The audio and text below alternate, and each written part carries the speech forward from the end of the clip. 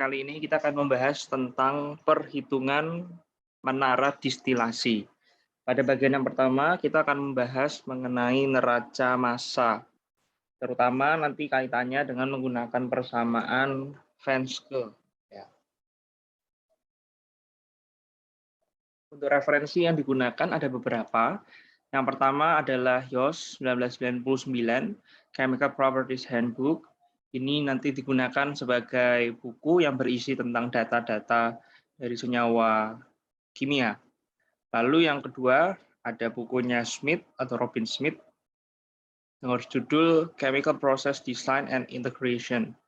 Sedangkan yang ketiga adalah bukunya Gavin Towler dan Knott dengan judul Chemical Engineering Design. Ya, si Knott sendiri adalah penulis dari buku Coulson and Richardson ya yang terkenal itu. Baik, kita akan mulai dengan definisi dari distilasi. Jadi sebenarnya distilasi itu apa? Nah, kalau kita berbicara mengenai teknik kimia, maka ada satu unit yang sangat penting yang perlu kita perhatikan. Unit tersebut adalah unit pemisahan atau unit separasi. Di dalam unit ini, kita bekerja untuk memisahkan senyawa-senyawa ketika mereka bercampur. Nah, campuran sendiri dapat dibagi menjadi dua ya. Ada campuran yang heterogen dan homogen. Campuran yang heterogen itu lebih mudah untuk dipisahkan. Misalnya ada pasir dengan gula atau pasir dengan garam. Itu akan jauh lebih mudah dipisahkan. Apalagi kalau misalnya ada dua senyawa yang sama-sama padat tapi ukurannya berbeda, itu kan jauh lebih gampang, misalnya dengan sieving atau pengayakan dan sebagainya. Sedangkan untuk campuran-campuran yang bersifat homogen dan larut itu tentu jauh lebih sulit untuk dipisahkan. Misalnya air dan alkohol atau etanol itu jauh lebih sulit. Sehingga kita memerlukan sebuah metode pemisahan yang bisa memisahkan kedua senyawa atau lebih gitu ya yang bercampur menjadi satu. Nah, pemisahan sendiri jenisnya ada banyak sekali. Misalnya kalau di teknik kimia ada yang namanya distilasi. Ada juga nanti misalnya dengan metode absorpsi, stripping, kemudian ada juga dengan metode ekstraksi misalnya. Metodenya berbeda dan mereka digunakan pada waktu atau tempat yang berbeda-beda. Nah, kali ini kita membahas tentang distilasi. Kenapa kita menggunakan distilasi atau kapan distilasi digunakan? Distilasi digunakan, ini ya, poin yang kedua ya. Distilasi digunakan ketika pemisahan campuran itu memerlukan pembentukan fase baru atau jadi ini yang secara umum tadi ya, pemisahan senyawa dapat dilakukan dengan memerlukan pembentukan fase baru atau dengan penambahan agen pemisah. Kalau dengan penambahan agen pemisah seperti misalnya absorpsi atau misalnya ekstraksi. Sedangkan kalau kita berbicara tentang distilasi, nanti tidak ditambahkan agen pemisah, tetapi dengan menggunakan pembentukan fase baru. Nah, distilasi sendiri adalah pemisahan berdasarkan perbedaan titik-titik senyawa. Dan kita semua tahu, kita sudah belajar di kimia fisika, bahwa titik-titik sendiri nanti berkaitan dengan vapor pressure atau tekanan uap. Sehingga nanti kita akan melihat hubungan juga antara titik-titik dengan menggunakan tekanan uap. Ya, sekali lagi, jadi distilasi adalah pemisahan berdasarkan perbedaan titik-titik senyawa. Jadi kalau kita berbicara tentang pemisahan, di sini kita punya feed campuran ya, A dan B, dan kita ingin memisahkan A di atas, B di bawah misalnya. Kita ingin A itu sebanyak mungkin dan B sebanyak mungkin. Tentu sebanyak apa disesuaikan dengan spek produk yang kita inginkan. Mungkin tidak mendekati 100, tapi kita hanya perlu 90 atau 80 tergantung dari spek yang kita inginkan. Nah, karena distilasi tadi dengan menggunakan pembentukan fase baru, dari awalnya cair-cair misalnya, lalu kita uapkan gitu ya, menjadi uap, ada yang masih menjadi cair. Tentu yang jauh lebih volatil atau lebih mudah menguap, artinya titik-titiknya jauh lebih rendah, maka dia yang akan terbentuk uap. Sedangkan yang tidak volatil atau tidak lebih volatil, titik-titiknya lebih besar, maka dia yang akan tetap dalam fase cairnya. Dan distilasi nanti menggunakan prinsip kesetimbangan uap dan cair. Nah, seperti apa hubungan itu sebenarnya kita sudah pernah belajar di termodinamika sebenarnya. Ada proses difusi, perpindahan gitu kan, dari uap jadi cair, jadi uap secara terus-menerus hingga mencapai kesetimbangan. di mana secara makro sudah tidak ada lagi cairan yang menjadi uap dan tidak ada lagi uap yang menjadi cair. Secara makro, artinya jumlahnya sudah fix. Tetapi secara mikro, perpindahan itu masih tetap terjadi. Tetapi perpindahan yang ada, jumlahnya tetap sama dan tidak memengaruhi dalam skala makro. Ya, misalnya kalau kita lihat ya, kalau kita punya feed yang campuran, lalu kita masukkan, lalu kemudian di sini kan kita berikan panas ya, lalu kemudian terjadi kesetimbangan, jadi yang cair ini akan berubah menjadi vapor, sedangkan yang vapor dia akan kembali menjadi cair. Hingga kapan? Hingga mereka mencapai kesetimbangan. Sehingga kita mendapatkan pada akhirnya ada yang di atas vapor dan ada yang di bawah yang liquid. Jadi kita punya vapor, kita punya liquid. Itu tujuan distilasi adalah di situ, memisahkan menjadi vapor dan liquid. Kalau ada yang bertanya, lah misalnya saya butuh produk atas bukan sebagai uap, tapi sebagai cair. Yang nanti tinggal didinginkan, diembunkan, jadi cair. Aku butuh produk bawah, tapi dalam bentuk gas atau uap, bukan dalam bentuk cair. Ya sudah, nanti tinggal dipanaskan. Ya, di evaporasi kan, berubah menjadi vapor lagi yang bawah. Tapi prinsipnya pada saat pemisahan ada pembentukan atau perbedaan fase antara uap dan cair. Yang pertama kita membahas tentang neraca massa. Secara umum kalau kita berbicara neraca massa, kita berbicara input sama dengan output. Sedangkan di sini kita konteksnya mol ya, neraca mol. Maka yang masuk adalah F sebanyak mol, atau kalau flow rate berarti mol per waktu. Kemudian outputnya ada dalam bentuk vapor, yaitu V, ada liquid, L. Nanti yang keluar ya. Maka kalau kita hitung neraca massa, kita mendapatkan persamaan F sama dengan V ditambah dengan L. Hal itu juga berlaku, sedangkan hal itu juga berlaku pada setiap komponen. Artinya neraca massa atau neraca mol setiap komponen. Misalnya kita punya senyawa air dan etanol. Air yang masuk harus sama dengan air yang keluar. Etanol yang masuk harus sama dengan etanol yang keluar. Kenapa demikian? Karena distilasi bukan suatu reaksi.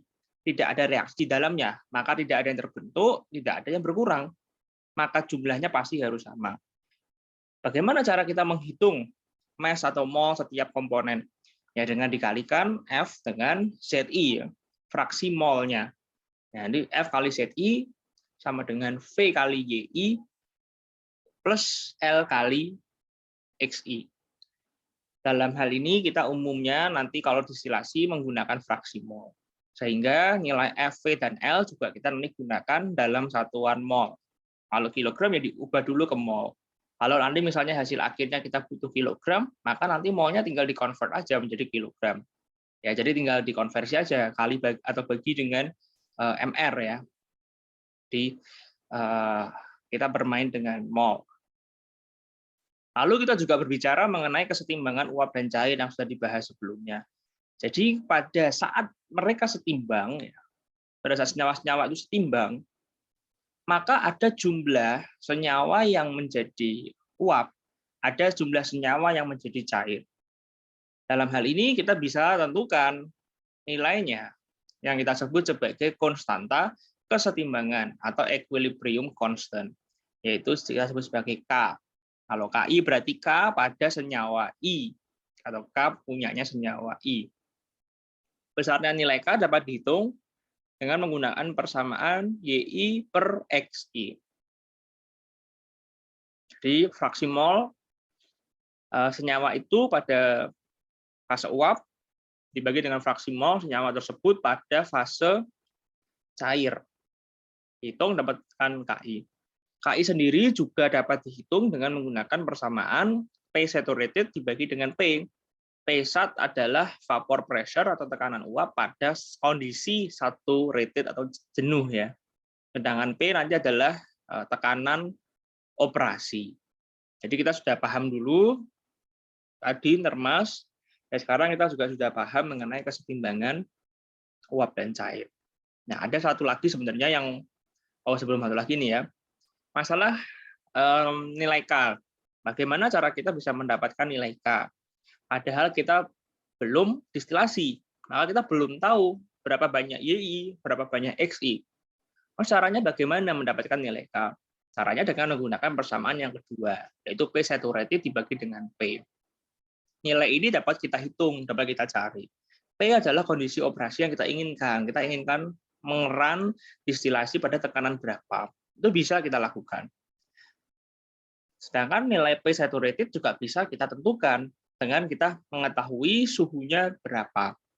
Nah, nilai P saturated ini ya dapat kita atau peroleh dengan menggunakan persamaan Antoine dari referensi yang ada. Contohnya kalau di sini saya menggunakan dari bukunya Yos. Buku Yos ini menyediakan nilai vapor pressure atau dari persamaan Antoine dengan persamaan sebagai berikut. Log P sama dengan A plus B per T plus C log T plus DT plus ET kuadrat. Dari sini mendapatkan nilai P, nanti tinggal di antilog.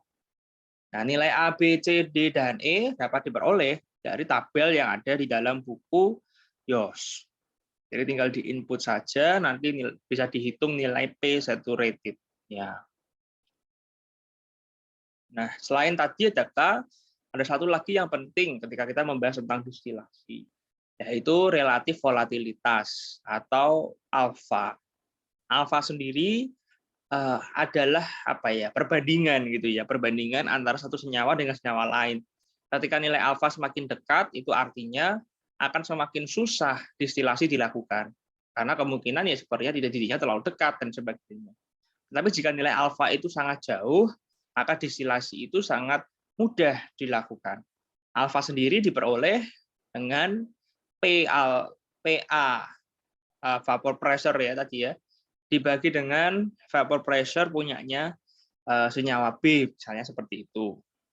Atau kita dapatkan Ka per Kb. Kenapa? Karena kan tadi K itu adalah P saturated dibagi dengan P. Maka P saturated A dibagi dengan P, dibagi P saturated B dibagi dengan P. P-nya coret, maka tinggal PA per PB. Nah, dari persamaan ini, alfa sama dengan Ka per Kb, gitu kan. Sedangkan kita dapat masukkan K sebagai Y per X, kemudian kita bisa hitung dan sebagainya, begitu ya. Bahwa misalnya XB sama dengan 1 min XA, misalnya pada konteks biner distilasinya, kita punya satu persamaan baru, yaitu Y sama dengan alfa X per 1 plus alfa min 1 kali XI. Yang persamaan yang sering kali digunakan di dalam distilasi biner. Oke. Nah, ini kalau kita melihat, jadi tadi kita sudah bahas mengenai kesetimbangan. Tetapi kesetimbangan ini hanya satu stage sebenarnya, hanya satu kali. Jadi dari feed campuran itu satu kali saja, langsung jadi vapor sama jadi liquid selesai. Sedangkan kalau di distilasi kita tidak menggunakan satu stage, tapi kita menggunakan banyak stage. Seperti pada gambar yang di kiri ini, jadi ada C1, 2, 3, 4, 5, 6. Misalnya ada 6 gitu ya. Atau di sebelah kanan. Nah, jadi proses kesetimbangan itu uap cair terjadi bukan hanya sekali, tapi berkali-kali. Hal ini memungkinkan kita untuk mendapatkan senyawa yang bisa dipisahkan dengan kemurnian yang jauh lebih tinggi. Misalnya kalau kita hanya melakukan satu stage atau yang kita sebut sebagai flash distillation, itu kita hanya bisa mendapatkan misalnya 80%. Tapi kalau kita menggunakan misalnya 10 stage, kita bisa mendapatkan 95%. Kalau sampai 50 stage, mungkin sampai 99%. Sehingga semakin banyak jumlah stage, maka yang terjadi produk kita akan menjadi semakin murni, ya semakin bagus ya, speknya semakin mendekati 100%. Oke, jadi kita sudah paham mengenai kesetimbangan uap cair, mengenai stage, dan sekarang kita akan bahas sedikit mengenai apa saja ya komponen di dalam distilasi. Jadi campuran, entah itu cairan atau uap atau campuran ya, yang masuk ke dalam distilasi kita sebut sebagai feed. Simbolnya adalah F. Fraksi molnya kita sebut sebagai Z. Ya. Lalu kemudian ada yang menjadi vapor ke atas. Kita sebut sebagai V. Fraksinya kita sebut sebagai Y. Kemudian kita kondensasi. Nah, ini bebas. Kalau kita membutuhkan produk sebagai uap, maka nanti tidak perlu kondensasi di sini. Jadi langsung saja keluar. Misalnya ya, ini saya Misalnya kalau kita butuh produk atas sebagai uap, maka ini distilasi, maka langsung saja ini keluar. Jadi tidak perlu pakai kondensasi dulu, langsung aja keluar. Lalu ada yang dikembalikan. Ya, dinginkan ya, kondensasi dikembalikan, dikembalikan ke menara. Nah, kalau kita kembalikan ke menara, ini namanya adalah reflux, ya, reflux. Jumlah distilat yang dikembalikan ke menara distilasi.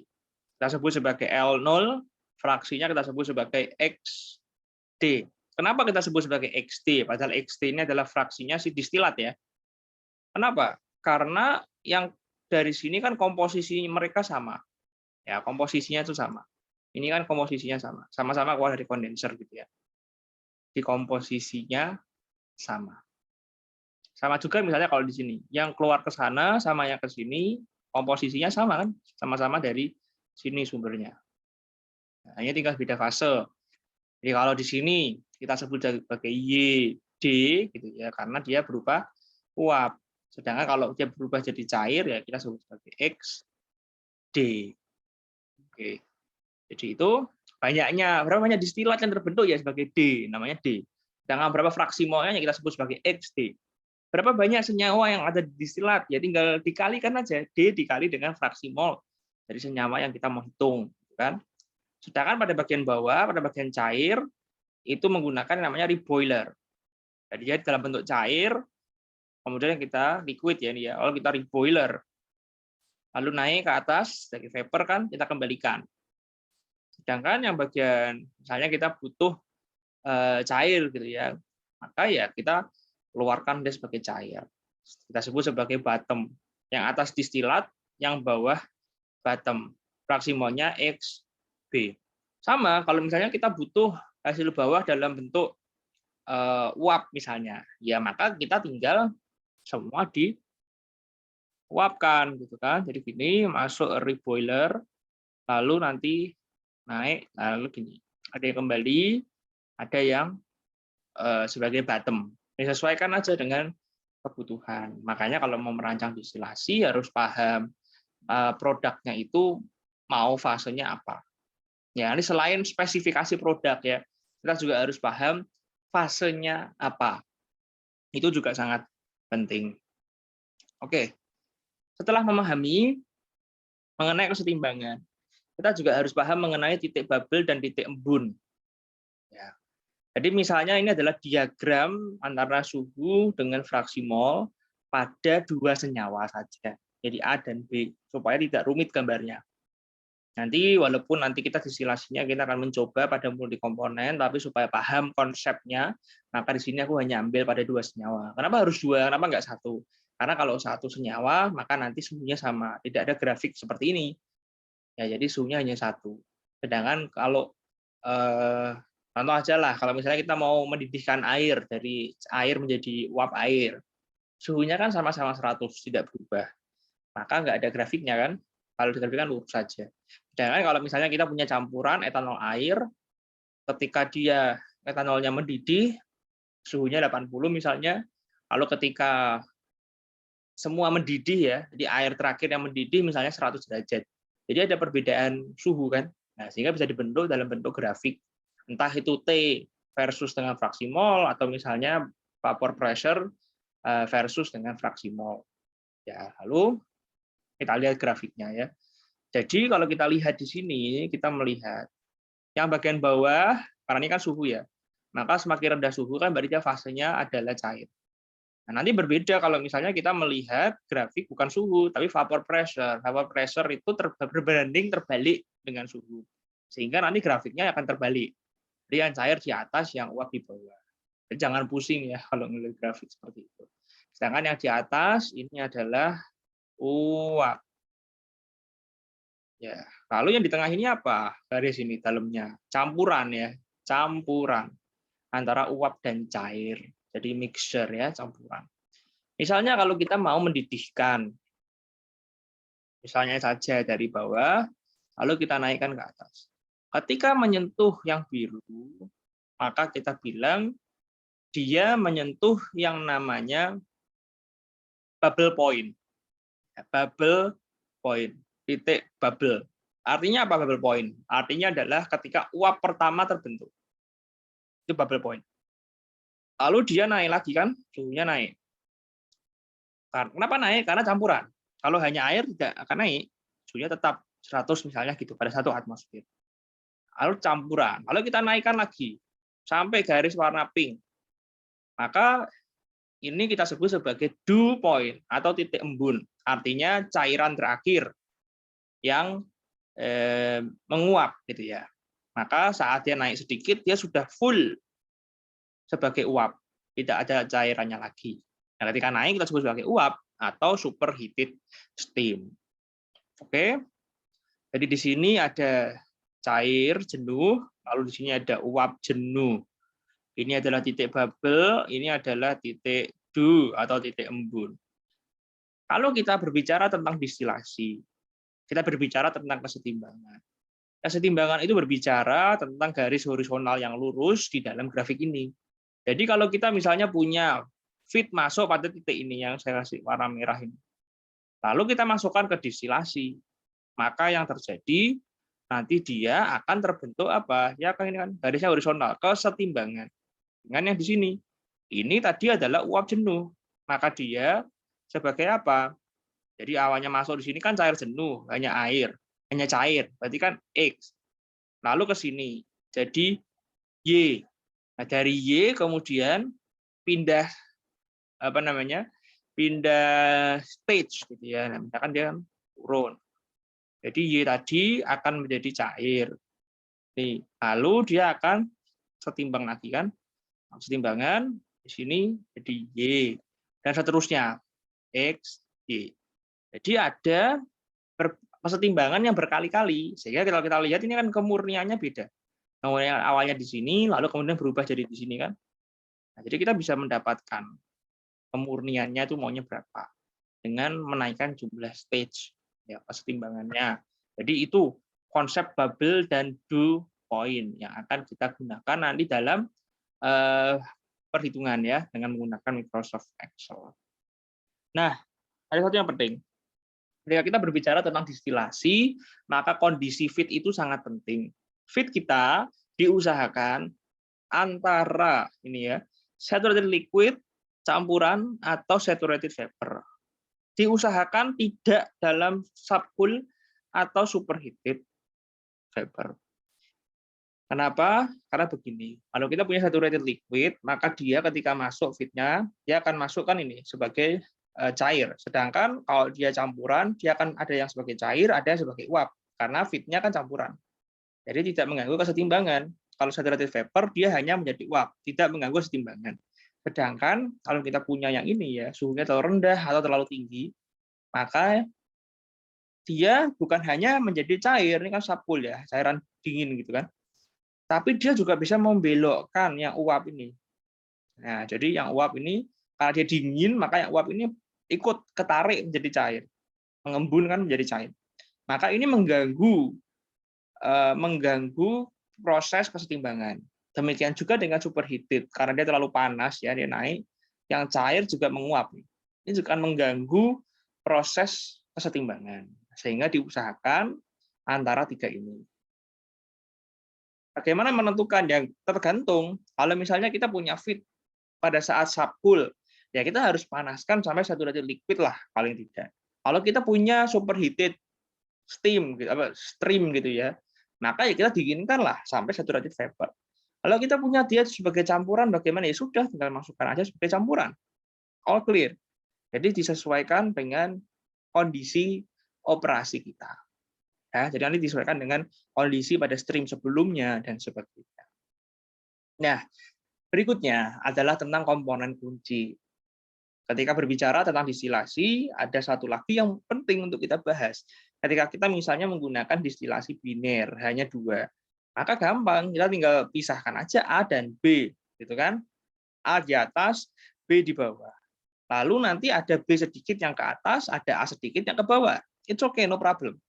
Tetapi yang menjadi masalah adalah kalau kita punya banyak komponen atau lebih dari 2. Kalau hanya 2 komponen ini nanti perhitungannya bisa menggunakan Merkaptil atau dengan Poncon Savarit.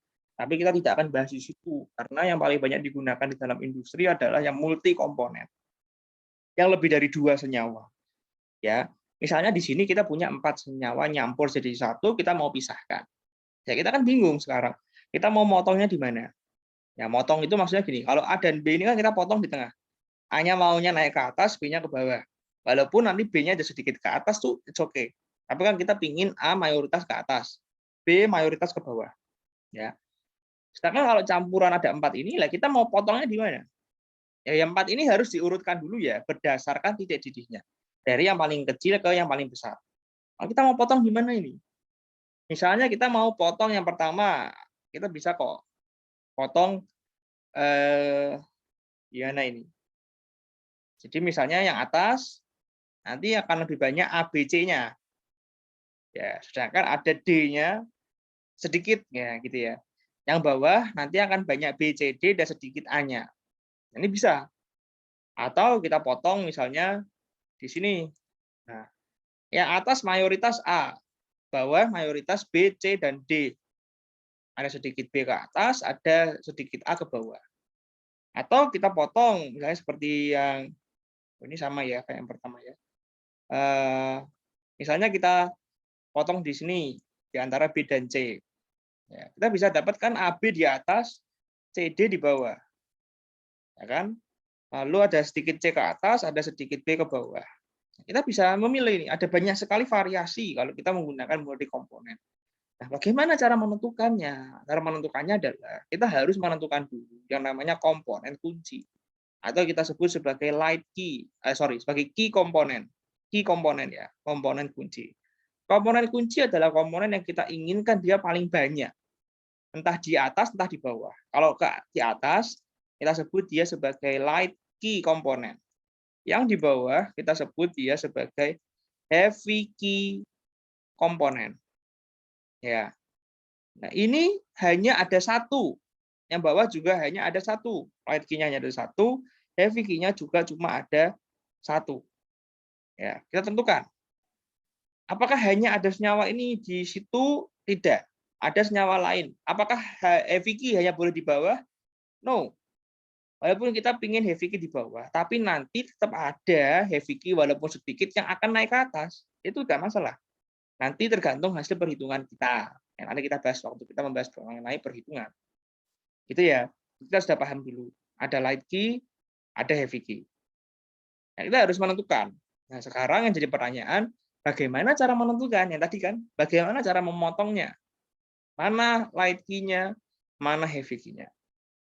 Contoh, kalau kita lihat pada gambar yang pertama ini, light key-nya yang mana? Heavy key-nya yang mana? Yang di atas hanya ada A dan B, misalnya seperti itu. Yang bawah ada C dan D dan E. Berarti yang pertama motongnya di mana? Di antara B dan C. Light key-nya si B, heavy key-nya si C. Gitu ya. Nah, kalau yang kedua, ini motongnya di mana? Di D dan E. Atau yang ketiga, motongnya di mana ini? Di B. Nah, sama kayak yang pertama. Bedanya di yang kedua kan. Kalau yang kedua ini dia C, D, E, berarti motongnya di sini yang untuk yang kedua ini kan light key-nya itu si D, heavy key-nya si E. Kalau yang ini light key-nya itu si C, nah heavy key-nya si D yang di bawah ini. Penentuannya kan begitu. Harus sebelahannya. Nah, sekarang begini. Kita punya banyak opsi nih. Nah, bagaimana cara kita menentukan mana light key, mana heavy key? Kita mau motongnya di mana? Kita bisa seperti ini, kita motong di B atau C. Kita bisa motong di D atau E. Kita juga bisa motong di tempat yang lain. Nah, ini kan ada banyak sekali variasi gitu kan yang kita mau lakukan. Misalnya ini kita potong ini C dan D. C dan D. Ini kita bisa ada banyak sekali variasi. Bagaimana cara kita menentukan motongnya di mana? Nah, ada beberapa heuristik atau cara menentukan urutan dari distilasi. Ini diambil dari bukunya Robin Smith ya. Yang pertama adalah lakukan pemisahan yang sulit itu paling terakhir. Misalnya pemisahan azeotrop. Atau misalnya pemisahan senyawa yang memiliki titik didih yang sangat dekat. Usahakan itu terakhir. Sehingga kita memisahkan dulu senyawa-senyawa lain yang lebih mudah dipisahkan. Nah, nanti tinggal senyawa yang sulit itu 2, itu kan terakhir distilasi yang terakhir. Misalnya seperti itu. Atau yang kedua, jika memungkinkan, pisahkan senyawa yang paling ringan pertama. Jadi kalau kita punya tadi misalnya seperti ini, sudah urut A, B, C, D, E, usahakan kalau bisa potong di yang pertama dulu. Nah, potong di A-nya A, B dulu. Diusahakan kalau bisa. Yang ketiga, memisahkan senyawa dengan fraksi mol yang terbesar. Ini juga penting nih. Kalau bisa begini. Kenapa? Karena kalau sekali sudah dipisahkan, selesai, maka kita bisa mengirit menara distilasi. Masa mengirit itu kapasitasnya. Ya, jadi misalnya gini, kita punya 3 senyawa saja ya, yang gampang. Ada A, ada B, ada C. Nah, A ini jumlahnya banyak sekali. Ya, kalau bisa kita potong di sini. Sehingga menara distilasi yang pertama mungkin besar ukurannya, diameternya, lalu itunya pokoknya besar gitu ya. Nah, A-nya di atas dengan sedikit B misalnya gitu ya. Lalu yang bawah ada sedikit A, lalu kemudian ada B, ada C. Ini kan tinggal sedikit nih. B-nya sedikit. Kita potong. Lalu menara distilasi. Karena BC-nya sedikit, maka distilasi ini kecil menaranya. Beda misalnya, kalau misalnya yang besar di A, tapi kita potong dulu di B dan C. Nah, C-nya sudah hilang, ya kan? Lalu tinggal A dan B. Kita perlu menara distilasi kedua. Nah, karena A-nya ini besar, mesh-nya, maka ya kita perlu menara distilasi yang besar juga. Jadi kita perlu 2 menara yang besar. Sehingga akan wasting cost. Ya. Kalau bisa diusahakan dengan fraksi mol terbesar. Atau yang ketiga, ada yang keempat, pisahkan senyawa dengan laju alir molar antara produk atas dan bawah yang serupa. Jadi usahakan seimbang antara menara distilasi yang atas dan yang bawah. Ya, jadi ini kan feed masuk ya. Ada bagian atas, ada enriching section, ada stripping section. Nah, usahakan ini berarti V. Nah, V ini atau disilat ya D, usahakan nilainya mass atau molnya itu sama dengan B. Ini B bottom yang bawah atau liquid ya. Usahakan kalau bisa. Kenapa? Supaya ukuran menaranya balance, seimbang. Ya, tapi kalau emang nggak bisa ya nggak apa-apa. Makanya kalau di perusahaan-perusahaan minyak itu umumnya menara distilasi itu bentuknya diameternya nggak seimbang. Jadi yang atas besar misalnya, yang bawah tuh lebih kecil, misalnya kayak gini. Nah, ini artinya kemungkinan adalah mass flow rate yang bawah ini jauh lebih kecil daripada yang besar. Sehingga bentuknya nggak balance ya, kayak tutup botol atau botol terbalik. Nah, jadi kalau bisa ya diusahakan masa ke atas sama masa ke bawahnya sama. Nah, keempat ini kalau bisa, ini kan heuristik. Tapi apakah selalu sinkron dengan empat ini belum tentu. Ya, contoh. Ini ya, ada konflik heuristik. Ini contoh dari bukunya Robin Smith nih. Contoh yang pertama, lakukan pemisahan yang paling sulit terakhir. Kalau kita lihat di sini apa yang paling sulit? Ini kan nanti volatility-nya paling kecil kan? Yang mana? Yang ini paling kecil.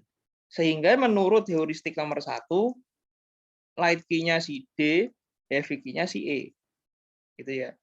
Nah, lalu yang kedua, heuristik kedua, pisahkan senyawa yang paling ringan.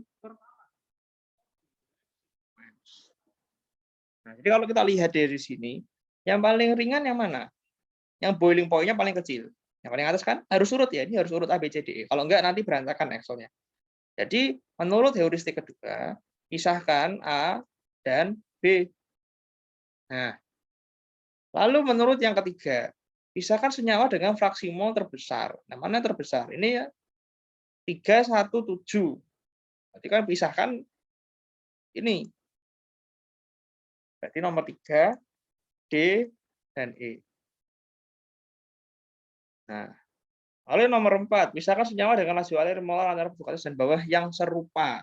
Nah, kira-kira di mana? Kira-kira ya mungkin di sinilah ya, kira-kira. Jadi nomor 4 adalah C sama D. Misalnya, Lah kan ini nilainya beda-beda. Terus kita menentukannya bagaimana? Nah, ini pusing kita. Nah, sebenarnya bisa ditentukan dengan menggunakan pertimbangan ya, beberapa pertimbangan. Berdasarkan derajat kepentingan. Nah, mana yang lebih penting itu kita bisa tentukan. Tetapi kalau memang tidak bisa atau kita ingin mencari yang terbaik, maka harus menggunakan trial. Dicoba. Nah, dicoba satu-satu. Yang lebih memungkinkan yang mana. Nah, dari bukunya Robin Smith itu dia memberikan sebuah solusi ya. Tapi tetap ini menggunakan trial karena rumus ini kan diperoleh setelah pakai Excel. Nih, rather than relying on heuristic that are qualitative. Nah, daripada bersandar pada heuristik tadi yang sifatnya kualitatif, tadi kan bukan hasil perhitungan, bukan angka, dan bisa bertentangan, maka telah ditentukan atau telah ada yang namanya metode pengukuran kuantitatif yang ada angkanya. Jadi kita bisa menentukan mana yang terbaik. Gitu ya, jika kita bandingkan different sequences yang bisa dipilih. Ya, cara menghitungnya adalah dengan ini, menggunakan berapa banyak vapor flow up, berapa banyak vapor yang terbentuk berdasarkan sequence yang ada. Kenapa? Karena ini berkaitan sama biaya. Ini ya, berkaitan langsung sama biaya. Ada hubungan antara beban panas yang diperlukan nanti untuk reboiler dan kondenser ya, menggunakan cooling water untuk ngeran distilasi dengan laju vapor. Nah, kenapa? Karena ini latent heat of vaporization relates this parameter. Nah, the heat duty in the reboiler relates directly to the cost of hot utility for the distillation. Ya, jadi beban panas ini nanti akan berkaitan di reboiler ya dengan steam yang diperlukan. Semakin banyak bebannya, maka semakin banyak steam. Ketika kita misalnya tadi ya, yang berat kita yang masanya paling banyak kita taruh paling belakang. Berarti kan menaruh dieselnya harus besar, besar, besar. Berarti kan kita perlu steam yang banyak. Misalnya seperti itu. Maka boros di steam. Nah, the heat duty in the condenser relates directly to the cost of cold utility for the distillation. Nah, ini juga sama. Cold utility. Entah nanti misalnya menggunakan pendingin, cooling water, atau chill water, atau dengan refrigeran. Nah, itu penentuannya juga harus ditentukan ya. Ini sedikit tak singgung aja. Jadi distilasi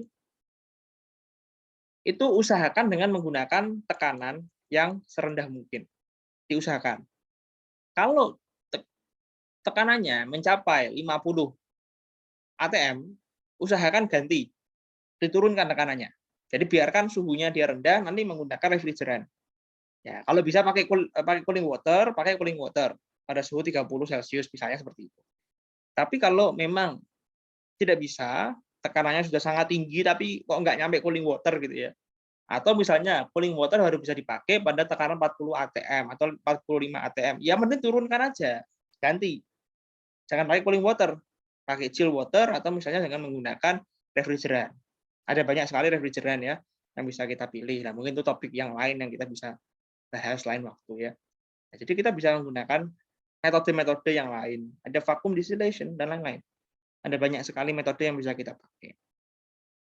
Itu ya. Nah, lalu ini ada juga hubungan antara vapor rate dengan capital cost.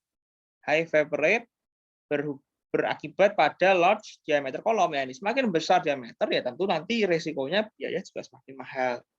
Ya kan? Ini tadi ya memerlukan reboiler besar, kondenser besar, maka vapor rate menjadi indikasi yang bagus. Consequently, sequences dengan lower total vapor load akan lebih diinginkan. Nah, cara menghitungnya dengan menggunakan persamaan ini. Ini adalah persamaan Underwood yang nanti kita bahas pada bagian berikutnya. Jadi bukan saat ini. Nah, jadi kita nggak bahas ke sini ya, tapi ini sekedar intro saja. Kalau mau dibahas ini nanti panjang. Jadi nanti setelah membahas Underwood, kita bisa kembali lagi ke sini. Tapi kan ini harus dicoba. Ada berapa kemungkinan kan? Ada berapa sequences ini kan yang mungkin harus dicoba. Lalu kita pilih yang terbaik untuk menentukan mana yang seharusnya sequence-nya kita pilih. Nah, apa kita motong di DE dulu, di AB dulu, atau di CD dulu, atau mungkin BC atau yang lain. Nah, itu harus pertimbangannya sangat rumit, gitu ya. Tapi kalau hanya sekedar perancangan, kita bisa menentukan mana yang lebih penting. Ya, syukur-syukur kalau memang fit-nya kelihatan sekali gitu ya. Jadi perbedaan suhunya sangat jauh, kemudian mass-nya juga sangat jauh pada tempat yang sama. Nah, untuk tahapan perhitungan ada 5 yang akan kita bahas pada konteks neraca massal. Dalam hal ini, yang pertama adalah menentukan bubble point dan dew point. Menentukan dulu suhu bubble dan suhu atau titik embunnya. Lalu tentukan dulu kondisi feed, apakah dia pada bubble point, apakah dew point, atau pada campuran. Ini sekalian ya kita bahas mengenai flash calculation atau single stage distillation. Lalu setelah itu kita akan bahas mengenai neraca massa pada persamaan Venske. Lalu kemudian kita hitung suhu distilat, suhu bottom. Ada satu lagi sebenarnya, iterasi di nomor 6. Oke, jadi tahapannya ini. 1, menentukan bubble point, dew point, lalu kondisi feed, lalu persamaan Venske, suhu distilat, suhu bottom, nanti terakhir iterasi. Oke. Jadi sekarang kita langsung saja ke Excel-nya. Oke, kita ke Excel-nya. Nah, jadi ini data ya. Hanya gini ya biar banyak. Oke. Jadi kalau kita lihat di sini. Ini data. Kita punya 4 komponen. Kemudian kita sudah menentukan bahwa yang B ini nanti akan menjadi light key, sedangkan yang C ini akan menjadi heavy key. Nah, dari sini dulu ya. Misalnya ini kita tentukan A, B, C, D. Lalu jumlah feed-nya berapa? Berapa mol? Atau kilomol per jam. Ini kan kilomol per jam. Lalu kita buat fraksi mol. Jumlahnya harus 1. Kalau saya menyarankan 4 angka desimal. Semua ini perhitungan 4 angka desimal. Diusahakan. Lalu ini adalah data untuk menghitung ini vapor pressure diambil dari bukunya Yos. Ini tekanannya sekian, suhu sekian, persamaan sekian. Nanti referensi rumus dan sebagainya diambil dari bukunya Robin Smith. Sekarang kita hitung pada feed ya, pada feed. Jadi kita buat ke Excel. Nah, jadi ini harus tentukan dulu feed-nya berapa, light key-nya di mana, lalu datanya apa. Ini harus ditentukan dulu. Sehingga kita sudah siap melakukan perhitungan. Kita masuk ke feed calculation. Nah, yang pertama kita akan hitung bubble point-nya dulu. Bubble point. Ya, ini bubble point. Tadi ingat ya, bubble point adalah cair jenuh. Suhu pada saat pertama kali terbentuk uap. Nah, kita tentukan dulu P, tekanan. Lalu T, suhu. Nah, P-nya misalnya kita ingin beroperasi pada tekanan 5 atm. Jadi kita tentukan tekanannya saja. Jadi suhu itu nanti agak mengikuti terakhir ya. Yang penting tekanannya kalau kita berbicara tentang distilasi. Misalnya kita mau 5 atm. Lalu kita convert dari ATM karena Dios ini dia satuan P-nya mmHg ya kita convert menjadi mmHg. Misalnya ini kan dikali 760 mmHg. Ya.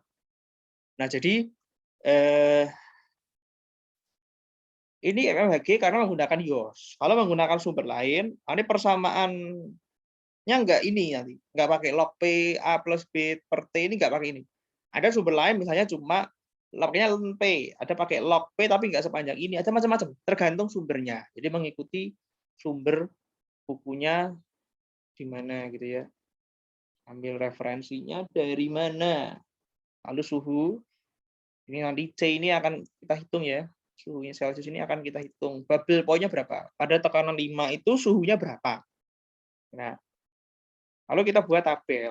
Nomor, komponen, ZI, P1 KI tadi konstanta timbangan, P1 itu vapor pressure pada kondisi saturated. Nah, kalau kita berbicara tentang bubble point. Nah, bubble point itu kita harus paham. Ya. Bubble point itu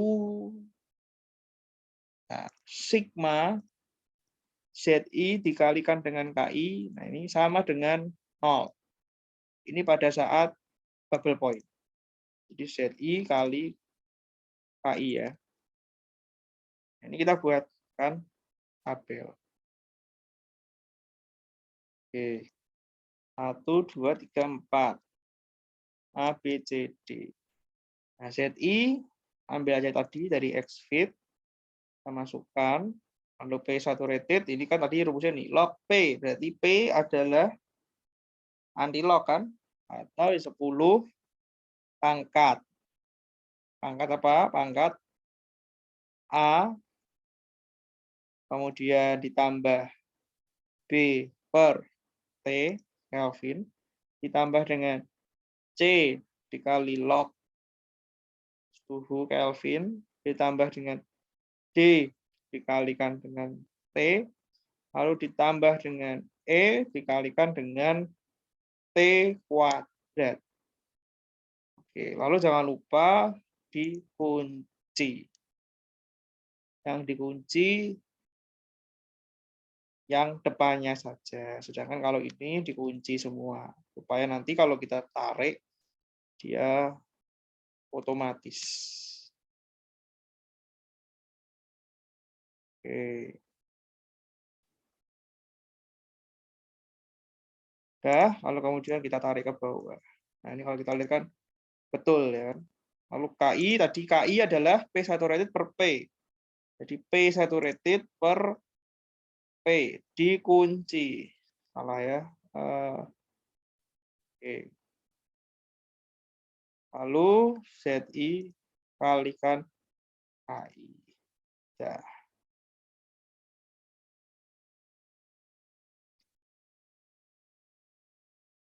4 desimal. Oke, nah karena ini sama dengan 0, maka kita bisa hitung nih, sum. Ini sama dengan 0. Gitu toh. Nah, jadi kan tinggal gini. Nah, misalnya nih kita isi 0 atau berapa lah, kita nyoba 30 derajat gitu. Kan belum 1. Nah, ini kita bisa hitung dengan menggunakan trial. Nah, kita buat dia menjadi 1 dengan mengubah suhu Celsiusnya. Nah, jadi kita dapatkan bubble point-nya itu pada suhu 181,39. Lalu selesai toh, kita dapatkan ini selesai. Nilainya sudah selesai. Jadi nggak susah. Lalu kita juga bisa hitung, misalnya yang kedua ini dengan menghitung dew point-nya. Pada campuran ini dengan jumlah fit sekian, pada tekanan sekian itu bubble point-nya segini. Nah, karena dew point-nya berapa? Ya sama. Kita hitung gini ya. Jadi kita buatkan sama, lalu kemudian kita buatkan tabelnya sama. Oke. ZI-nya sama. Kemudian P saturated. Tapi suhunya ini dipindah. Jadi B30. Ya. Jangan ke atas, karena kalau ke atas nanti nggak connect gitunya. Di solvernya kan nggak connect. Nah, kalau ditarik ke bawah. KI, nah ini tekanan juga sama, diubah jadi 28 ya, kan yang bawah ini. Lalu ditarik. Nah, kalau DU, tadi bubble itu ZI kali KI. Karena kalau DU itu berbeda sedikit. Kalau DU itu ZI per.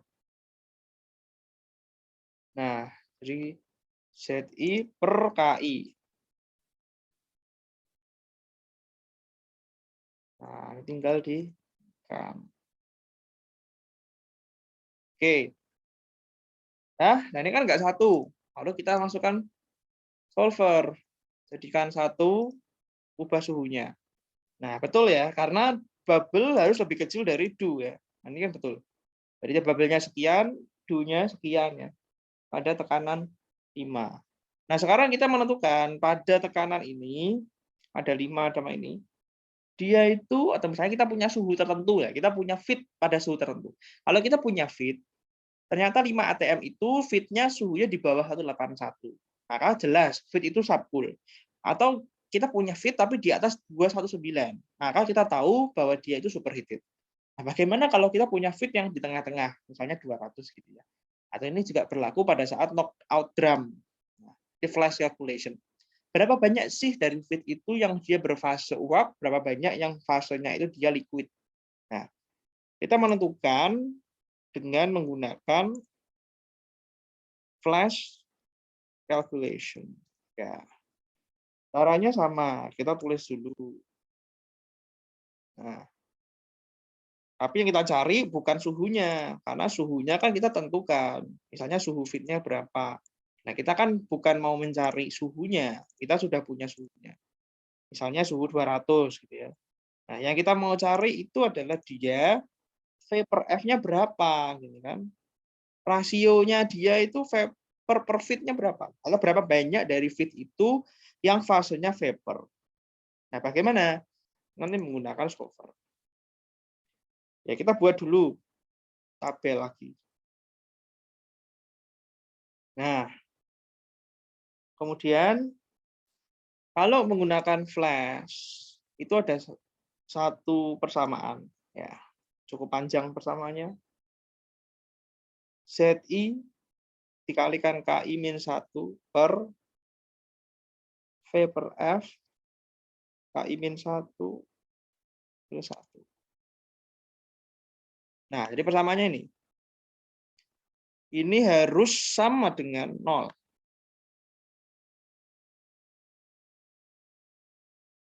Nah, gini ya. Jadi ZI kali KI min 1 per V per F KI min 1 plus 1. Nah, V per F ini rasio dari vapor dibagi dengan fit. Nah, gitu ya. Ini rasio. Lalu ini tadi kita menghitung ZI KI bla bla bla ini ya. Tadi persamaan yang di atas itu. Nah, lalu kita masukkan lagi. Oke, kemudian P-saturated sama kayak tadi persis. Nah, tapi suhunya diubah.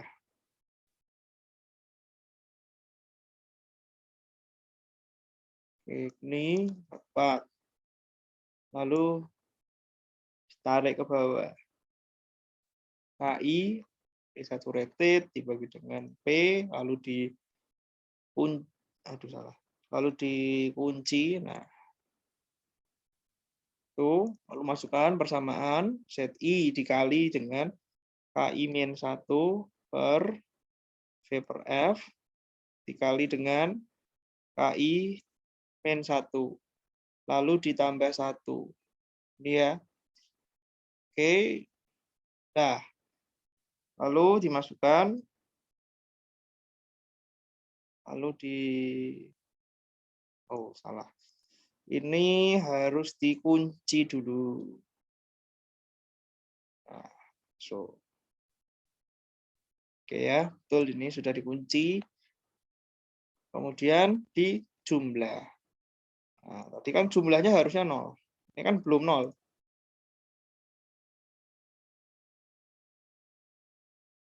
Ini misalnya nih kita isi berapa lah? Antara 0 sampai 1 ya, 0,5. Kalau dia 0 berarti tidak ada vapor. Berarti dia liquid. Kalau dia 1 berarti dia vapor. Semua, fitnya itu semua vapor. Kalau dia setengah berarti setengah vapor, setengah liquid nyampur di dalam fitnya ya. Nah, ini kemudian kita hitung dengan menggunakan solver. Solver, kemudian set objektif. Ini kita ingin dia 0 dengan mengubah ini dengan constraint ya. Aturannya adalah ini harus kurang dari sama dengan 1 atau ini harus lebih dari sama dengan 0. Betul ya? Oke. Oke, lalu di show. Nah, jadi kita mendapatkan bahwa V per F-nya itu sekian. Oke. Sudah dapat V per F-nya sekian. Artinya rasio di fit itu vapor per fit-nya itu 0,59. Artinya nanti 0,59 dari feed itu adalah vapor. Nah, kita juga bisa hitung nih, YI sama XI. Berarti kandungan uapnya berapa, kandungan X-nya, cairnya berapa. Nah, YI sendiri bisa didapatkan dengan menggunakan persamaan ZI dikalikan dengan KI, lalu dibagi dengan 1 ditambah V per F dikalikan dengan KI min 1. Nah, jadi rumusnya nih, ini YI. ZI dikalikan dengan KI per 1 plus V per F dikali KI min 1. Nah, jangan lupa dikunci. Ya, ini kalau dijumlah juga harus 1. Artinya pada vapor itu fraksi molnya itu ya seperti yang di tabel. Nah, sedangkan pada liquidnya ini kita bisa menggunakan persamaan tadi, KI sama dengan YI per XI. Maka XI sama dengan YI per KI. YI per KI. Nah, ini juga sama, kalau dijumlah harusnya 1. Artinya dari liquid, ya ini fraksi molnya yang ada di liquid. Itu ya. Jadi kita bisa dapat. Sekarang misalnya begini, kita punya feed tadi di atas. Feed-nya berapa mol? Kilomol per jam. Gitu kan? Kita punya feed-nya tadi sebanyak 4.000 kilomol per jam. Sedangkan kita tadi punya V per F sebanyak 0,594. Lalu kita bisa hitung. Feed berupa vapornya berapa? Feed berupa vapor. Ya feed dikali V per F. Ya kan V per F dikali F kan V. Nah, ini kilomol per jam. Sedangkan liquidnya adalah 4.000 dikurangi dengan ini. Nah, sudah dapat nih. Lalu kita misalnya mau buat rangkuman, ya silahkan saja. Nomor komponen vapor liquid. 2, 3, 4 gitu, lalu A, B, C, D. Nah, vapor berarti tinggal YI ya kan, dikali vapor. Nah, kita sudah dapat nih. Oh, ini harusnya dikunci dulu.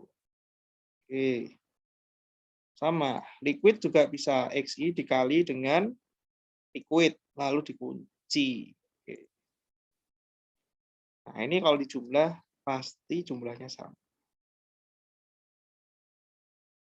Oke, gitu ya.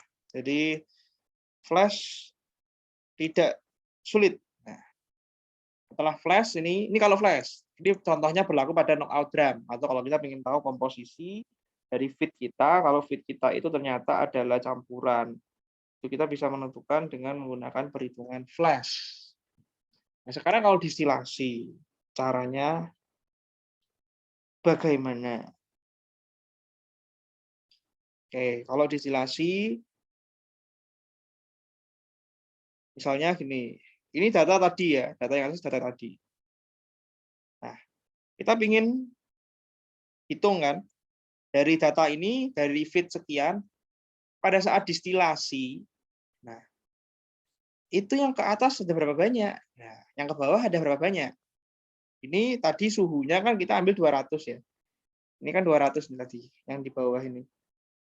Nah, ini kan 200. 200 ini kita pakai buat ngitung kan. 200 ini kan kita pakai buat perhitungan. Lalu kemudian kita hitung dulu ini. ZI oke, kita sudah dapatkan. Kemudian P saturated, lalu KI. Habis dapat sampai KI, kita hitung satu lagi ya, yang penting, yaitu alfa atau relatif volatilitas. Alfa ini atau kita sebut dia Sebentar. Alpha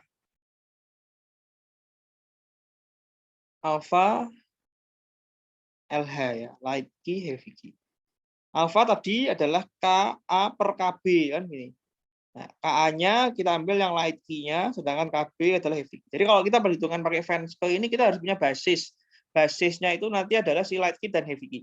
Nah, ini yang kita kunci itu sebenarnya yang si heavy key-nya. Ini yang sangat penting nanti. Dalam perhitungan itu yang paling penting ini heavy key-nya ini. Nah, jadi alpha ini kita bisa hitung. KI per heavy key. Heavy key-nya ini lalu dikunci. Nah, jadi alfanya si heavy key ini pasti 1. Kalau nggak 1 berarti salah. Nah, jadi alfa ini patokannya itu 1. Artinya kalau dia dekat ini kan 6 ke 3 kan selisihnya berapa? Selisihnya misalnya 3 gitu atau 2 sekian gitu kan. Maka dia dibandingkan dengan BC itu lebih mudah dipisahkan B sama C. Itu jauh lebih mudah dipisahkan B sama C. Ya.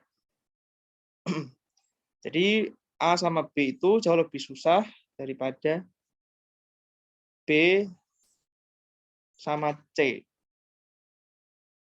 Lalu kemudian sekarang kalau kita menghitung dengan menggunakan persamaan Fenske, yang harus kita dapatkan adalah recovery LK di D. Jadi kita ingin senyawa light key itu ada berapa yang ke D. Nah, ini sangat penting. Jadi misalnya begini, light key kita di feed ada 100 mol. Nah, lalu kemudian kita tuh pingin light key di distilat itu ada berapa. Nah, lalu light key yang ada di bottom ada berapa, gitu kan? Misalnya kita pingin di sini recovery-nya 90%.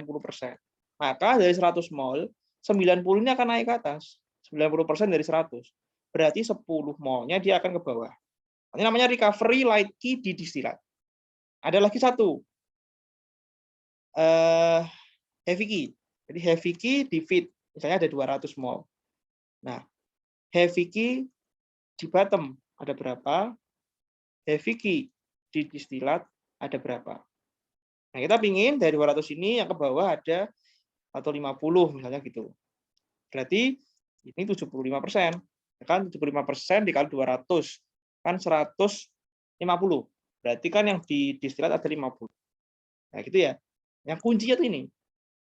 Recovery light key di distilat sama recovery heavy key yang ada di bottom. Ini kuncinya di sini. Ya. Kita mau tentukan dulu. Misalnya kita pingin ini recovery-nya 0,97.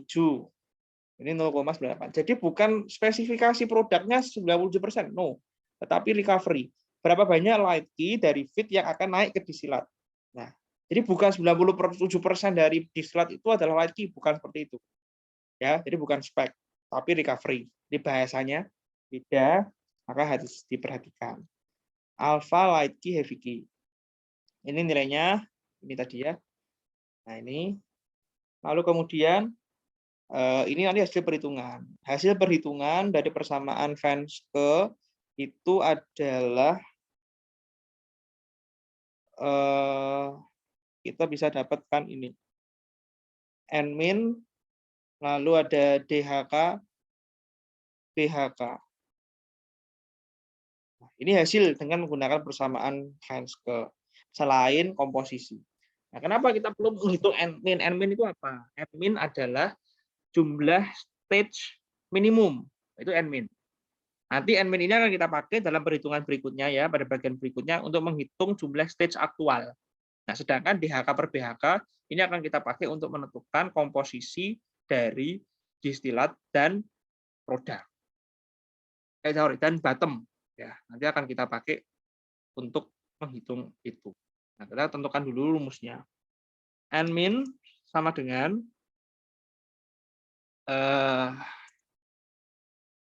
log dari recovery light key di distilat dibagi dengan 1 min recovery light key di distilat. Lalu kemudian dikalikan dengan recovery heavy key per 1 min recovery, salah ini. Aduh, salah. Recovery per 1 min recovery heavy key.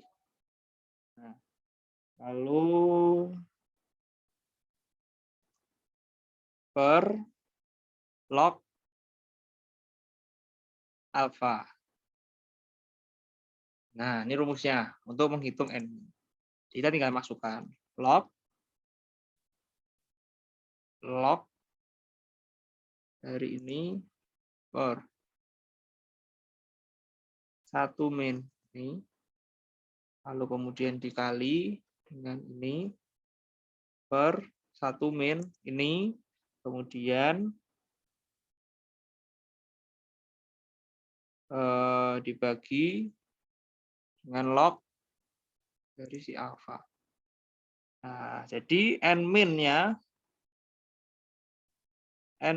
adalah 5,19. Jadi jumlah stage minimumnya itu adalah 6 stage itu minimum. Sedangkan ini realnya berapa itu kita nggak tentukan sekarang. Nah, ini realnya, ini nilainya kita tentukan nanti pada bagian berikutnya. Tapi ini kita dapatkan pada perhitungan di Venske ya, di neraca massa. Ini kita hitung dengan 1 min recovery heavy key ini per recovery. Nah, ini DHK per BHK. Lalu kemudian kita buat tabel. Tabel ya. 1 2 3 4 kan, kemudian kita isikan komponennya. Lalu kita masukkan ini set I-nya. Lalu kemudian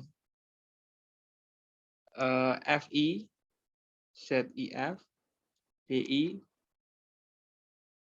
ZID, BI, ZIB. Nah, FI kita hitung ini aja, ambil dari atas. Berapa mol dari si feed. ZI adalah tadi fraksinya. Nah, DI kita peroleh dengan menghitung ya. Dengan menggunakan rumus. Ya, rumusnya adalah DI sama dengan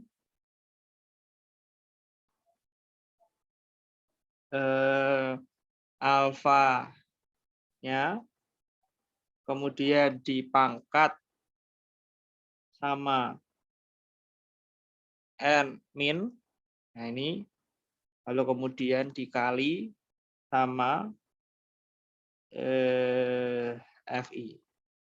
Lalu kemudian dikali sama DHK per BHK.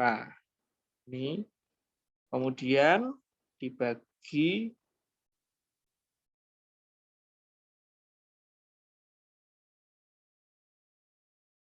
dengan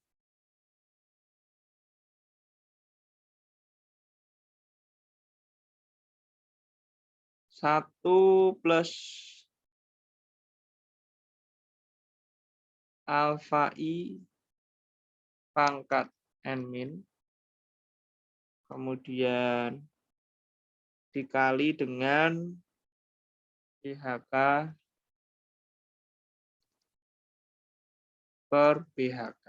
Nah, ini rumusnya untuk menghitung DI. Sama dengan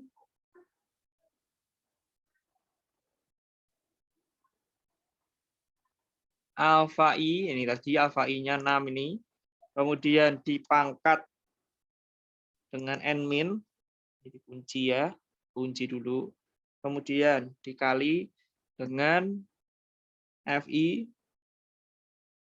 kemudian dikali dengan DHK, dikunci, ya, kemudian ini tutup, lalu dibagi dengan 1 plus alfa ini, ya, lalu kemudian dipangkat dengan N min, jangan lupa di kunci, tutup, kali dengan DHK per BHK dikunci. Oke. Nah, jadi ini hasilnya. Distilatnya itu sebanyak ini. Nah, ini sudah keluar angkanya, ini sudah betul. Lalu ZI sama dengan itu dibagi dengan semua, ya. Semua dari ini. Nah, ini tinggal dikunci. Oke. Lalu BI tinggal kan tadi menurut persamaan neraca massa F sama dengan D plus B. Jadi B sama dengan F dikurangi dengan D. Nah, dapat toh? Nah, lalu ini tinggal sama dengan ini dibagi dengan jumlah. Nah, jumlahnya ini juga harus dikunci. Nah, kita sudah mendapatkan hasilnya. Ini kalau perlu jumlah ya tinggal dihitung saja. Itu ya. Jadi ini adalah hasil kita dengan menggunakan persamaan Venske.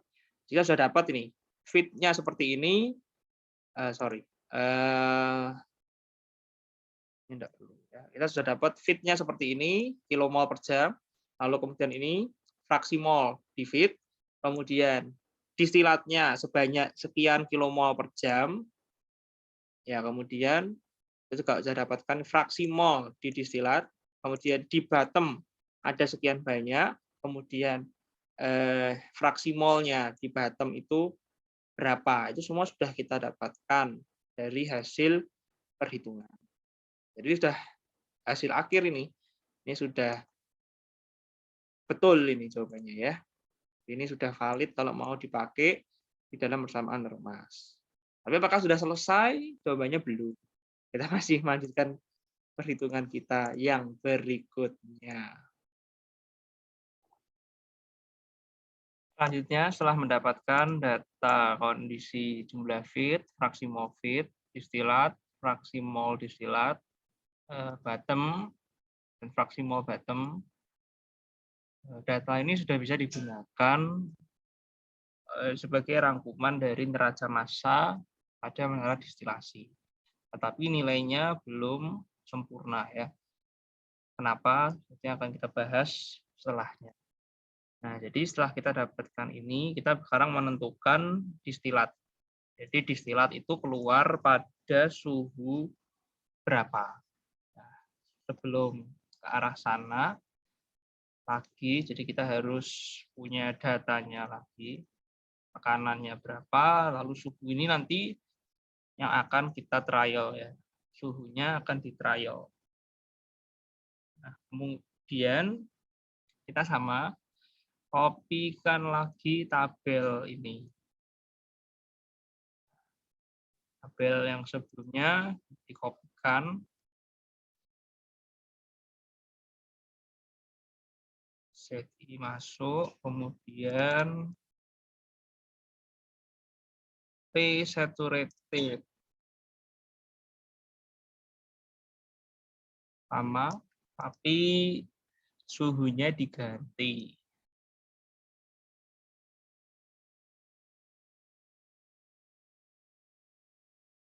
Nah, kemudian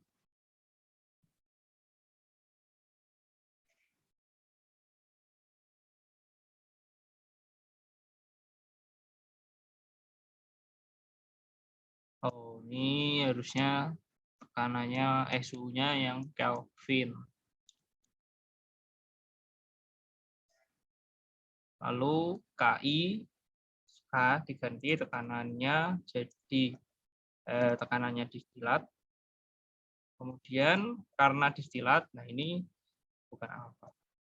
Jadi kalau kita melihat distilat seperti ini, ya gambarnya. Nah dari sini kita menentukan kita mau distilat kita itu cair atau uap. Ini nanti akan mempengaruhi perhitungan suhu. Misalnya kalau kita cair, Tadi kan kita sudah membahas mengenai kesetimbangan. Kalau cair, berarti dia adalah cair jenuh atau saturated vapor. Kalau cair jenuh,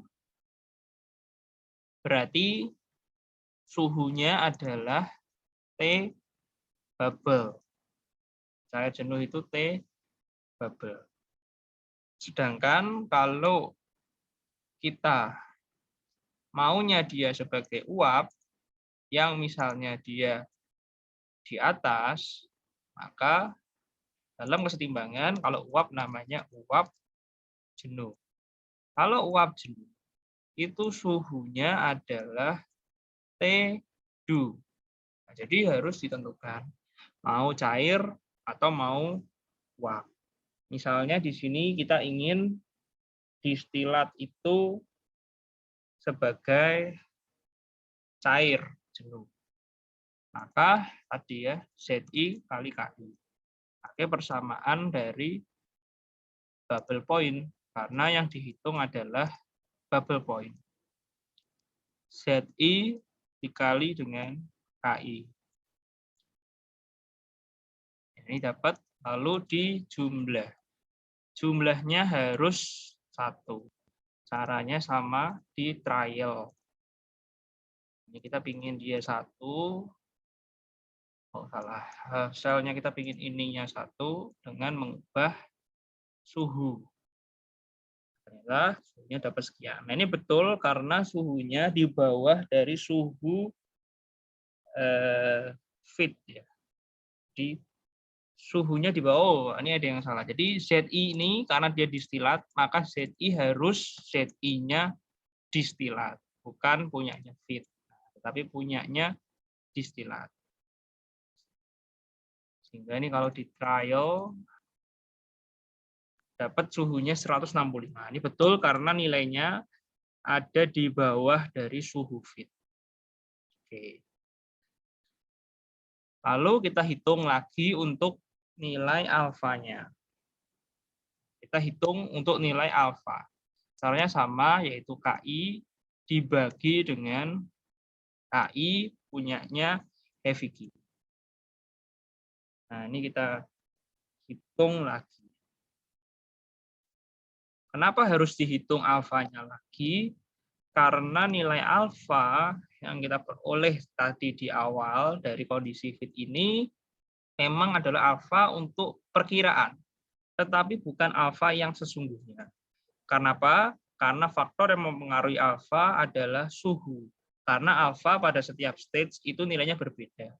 Jadi setiap stage memiliki suhunya masing-masing. Artinya nilai alfa pada setiap stage itu berbeda.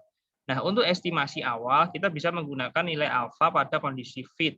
Tetapi kalau sudah hasil perhitungan, kita harus menghitung alfa lagi.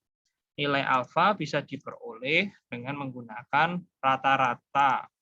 Nilainya diperkirakan dengan menggunakan persamaan rata-rata secara geometri.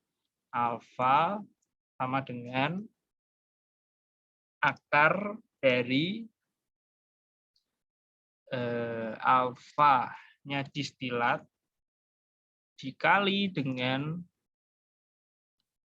alfa punyanya bottom. Inilah yang membuat perhitungan distilasi ini nanti sifatnya iterasi. Karena nilai alfanya ini berubah-ubah. Kita dapat di sini nilai alfa distilat. Nah, kita juga harus menghitung pada kondisi bottom.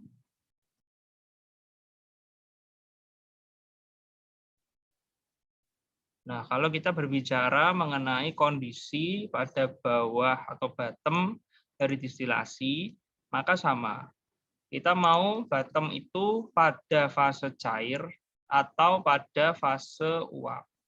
Kalau pada dia fasenya cair, berarti dia sebagai cair jenuh atau bubble. Kalau dia sebagai uap, maka dia sebagai uap jenuh atau dew point. Nah, jadi ini harus ditentukan. Nah, caranya nanti perhitungannya sama buat dulu ininya di tabelnya sama ya. Nah, kalau bottom fraksi molnya pakai punyanya si bottom. Lalu ini ya. Selanjutnya nih kita hitung P saturated. Suhunya kita ubah menjadi punyanya bottom.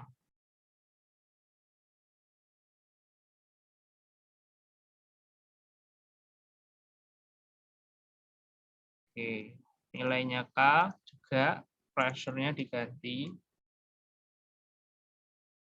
Kemudian karena tadi kalau di bottom, misalnya kita ingin bottom-nya juga cair, maka juga berlaku persamaan ini, bubble point.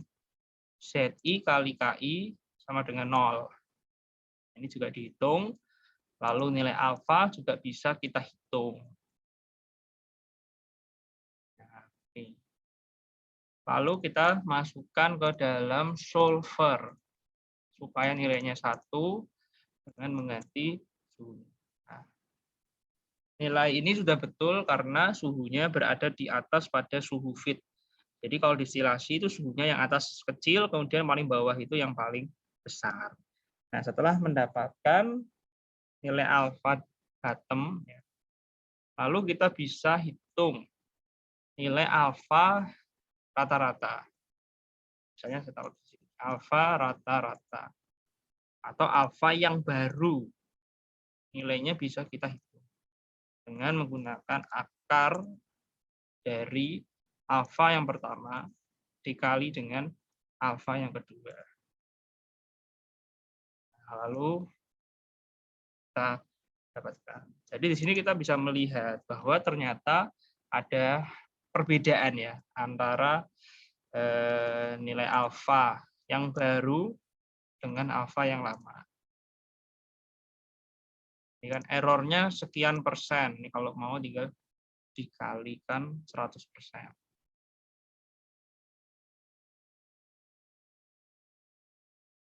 Error sekian persen. Nah, jadi alfanya kan berbeda, sehingga karena alfanya berbeda, maka kita harus menghitung ini lagi. Jadi nilainya tetap sama, nanti recovery ini akan sama ya, 0, ini akan tetap sama. Nanti kita buat tabel yang baru, kemudian nanti kita hitung dengan menggunakan alfa yang baru. Lalu nanti setelah dihitung, kita akan dapat nilai yang baru. Nah, mungkin akan berbeda sedikit, tapi pilih yang baru. Kemudian dari yang baru, kita bisa hitung distilat lagi, suhunya berapa, nanti alfa yang baru berapa.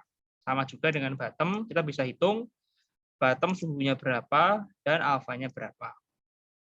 Setelah dapat, lalu di rata-rata lagi antara alfa distilat dengan alfa bottom. Lalu bisa dibandingkan lagi dengan nilai alfa pada trial yang kedua. Nah, jika errornya masih dirasa cukup besar, maka nanti bisa dilakukan iterasi ya, atau trial berikutnya sampai nilai error cukup kecil dan bisa ditoleransi. Jadi perhitungan neraca massa dengan menggunakan persamaan Venske bisa dilakukan untuk menghitung yang pertama N-min, jumlah stage minimum, lalu rasio di distilat dengan di bottom pada heavy key. Lalu kita juga bisa mendapatkan jumlah senyawa di feed, di distilat, di bottom, dan fraksi molnya. Selain itu, kita juga bisa mendapatkan nilai suhu distilat dan suhu bottom yang diinginkan. Entah itu nanti sebagai uap atau sebagai cair jenuh sesuai yang diinginkan. Jadi, sekian penjelasan untuk perancangan distilasi pada bagian yang pertama.